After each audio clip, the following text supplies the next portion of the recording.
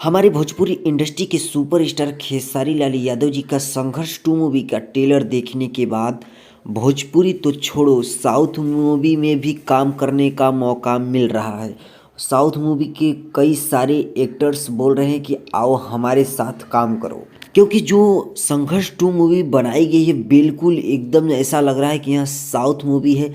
KGF movie की एकदम to print जैसा बनाया गया है। यह लुक आपको साउथ मूवी में भी नहीं देखने को मिलेगा। ऐसा लुक खेसारी लाल यादव जी का साउथ मूवी में भी कहीं पर नहीं देखने को मिलेगा। तो आप भी खेसारी लाल यादव जी को ढेर सारा प्यार आशीर्वाद दीजिए और ऐसे ही खेसारी लाल यादव जी के रिलेटेड वीडियो पाने के लिए हमारे चैनल को कर दीजिए सब्सक्राइब और बेल आइकन को कर दीजिए प्रेस। अगर आप भी खेसारी लाल यादव जी के फैंस हैं तो कमेंट बॉक्स में कमेंट करिए और ये बताइए कि आपके भोजपुरी के बेस्ट एक्टर कौन है, पवन सिंह या खेसारी लाल यादव जी।